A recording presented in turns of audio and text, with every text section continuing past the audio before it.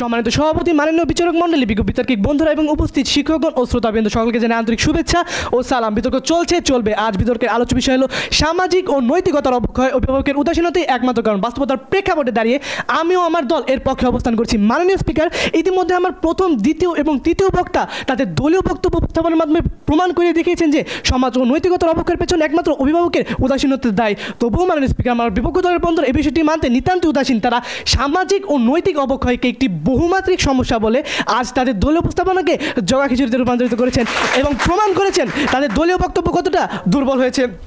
মাননীয় স্পিকার, তারা অভিভাবক শব্দটি সঠিকভাবে আত্মস্থ করতেই ব্যর্থ হয়েছেন। বিজ্ঞ প্রতিপক্ষ, এখানে অভিভাবক বলতে আমরা দায়িত্ব, দিক নির্দেশনা ও লালন পালনের সেই পবিত্র দায়িত্বকে বোঝাচ্ছি। এই দায়িত্ব শুধু জৈবিক পিতামাতার উপর বলবৎ নয়, এই দায়িত্ব যে কোনো দায়িত্বশীল মানুষই নিতে পারে। বিজ্ঞ প্রতিপক্ষ, মাননীয় স্পিকার, বিজ্ঞ প্রতিপক্ষ সামাজিক ও নৈতিকতার অবক্ষয়ের পেছনে কতগুলো অজুহাত দেখিয়ে গিয়েছেন, যেমন প্রযুক্তির অবাধ ব্যবহার, গণমাধ্যম বা সামাজিক মাধ্যমের প্রভাব, শিক্ষা ব্যবস্থার করুণাবস্থা প্রভৃতি। মাননীয় স্পিকার, এগুলো উপসর্গ মাত্র, আসল রোগ নয়। এই সামাজিক ও নৈতিকতার অবক্ষয় নামক ভাইরাসের একমাত্র রোগ হলো সমাজের প্রতিটি স্তরে অভিভাবকের ভয়ঙ্কর উদাসীনতা। কিন্তু মাননীয় স্পিকার, আমার বিপক্ষ দলের বন্ধুরা এই বিষয়টি মানতে নিতান্তই উদাসীন। তাই তো তাদের বলতে ইচ্ছা করে, প্রতিপক্ষ নাকি বিজ্ঞ বেশ, মাথার ভেতর ফাঁকা রেশ। উদাসীনতা ঢেকে রাখে তাদের মুখ, যুক্তি চাইলে শোনায় বক বক সুখ। বিজ্ঞ প্রতিপক্ষ, বলুন তো আমাদের সমাজে কারা নেতৃত্ব দেয়? যারা কোনো নির্দিষ্ট সংগঠন বা প্রতিষ্ঠানের অভিভাবক, তারা ওই সংগঠন বা প্রতিষ্ঠানের সদস্যদের নেতৃত্ব দিয়ে থাকেন। তাহলে যেমন আমাদের স্থানীয় বা রাষ্ট্রীয় পর্যায়ে অভিভাবক নেতারা বা রাজনীতিবিদরা, তারা আমাদের অভিভাবক হতেই শপথ গ্রহণ করেছেন। অর্থাৎ মাননীয় স্পিকার, রাজনীতিবিদরা যদি আমাদের জাতির অভিভাবক হয়ে থাকে, তাহলে অন্যায় রাজনীতিকে অভিভাবকদের উদাসীনতারই ফল নয়। আশা করি প্রশ্নের উত্তর দিয়ে যাবেন। মাননীয় স্পিকার, আমরা মানছি আমাদের শিক্ষা ব্যবস্থায় যথেষ্ট পরিমাণে ত্রুটি রয়েছে, তবে মাননীয় স্পিকার, এখানে শিক্ষা ব্যবস্থার ত্রুটি সমাধান করা তো আমাদের শিক্ষা ব্যবস্থার অভিভাবক তথা শিক্ষা মন্ত্রণালয়েরই দায়িত্ব। শিক্ষা বিভাগের অভিভাবকরা যদি সঠিকভাবে বিষয়গুলো দায়িত্বশীলতার সাথে পালন করতেন, তাহলে আদৌ কি আমাদের শিক্ষা ব্যবস্থা এমন করুণ অবস্থা হতো? আশা করি প্রশ্নের উত্তর দিয়ে যাবেন। বিজ্ঞ প্রতিপক্ষ, মাননীয় স্পিকার, বিজ্ঞ প্রতিপক্ষ ভিডিও গেমসের কথা বলেন। বিজ্ঞ প্রতিপক্ষ, আপনি ভুলে গিয়েছেন যে কিছুদিন আগে সৌদি আরবের রিয়াদে বাংলাদেশের একটি স্পোর্টস টিম রেড হক্স কীভাবে সুন্দর পারফরমেন্স দেখিয়েছে।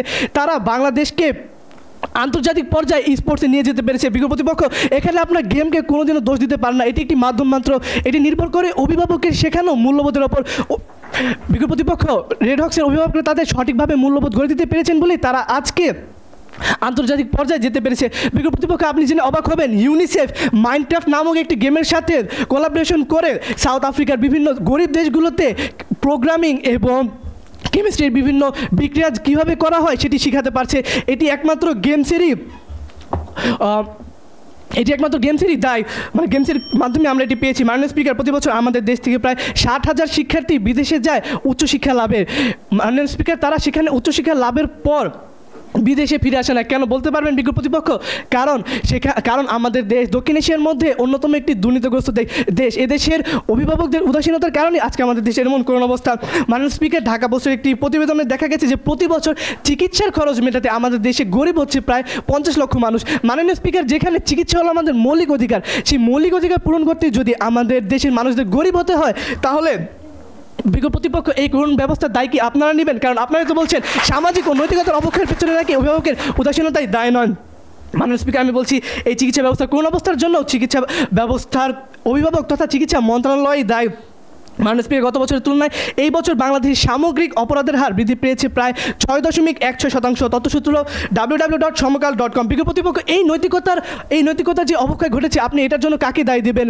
এই নৈতিকতার অবক্ষয়ের জন্য দায় আমাদের আইন বিভাগ ও বিচার বিভাগের অভিভাবকরা। মাননীয় স্পিকার, পরিসংখ্যানমূলক ত্রৈমাসিক শ্রমশক্তি জরিপ থেকে জানা গেছে 2024 সালে আমাদের দেশে বেকারত্বের সংখ্যা ছিল প্রায় 26,20,000। মাননীয় স্পিকার, যেখানে বেকার মানুষদের জন্য কর্মসংস্থানের সুযোগ করে দেওয়ার দায়িত্ব ছিল আমাদের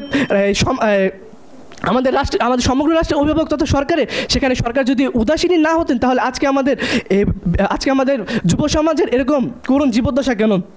বিজ্ঞ প্রতিপক্ষ, আপনি কি এখনও নানা অজুহাত দেখিয়ে যাবেন, নাকি আমাদের সাথে হাত মিলিয়ে অভিভাবকদের সচেতন করবেন? তাই আসুন বিজ্ঞ প্রতিপক্ষ, আমরা আমাদের অভিভাবকদের সচেতন করি এবং তার মাধ্যমে একটি সুন্দর পরিবার, সুন্দর সমাজ এবং একটি সুন্দর দেশ তথা সোনার বাংলাদেশ গড়ি। ধন্যবাদ মাননীয় স্পিকার, ধন্যবাদ সবাইকে।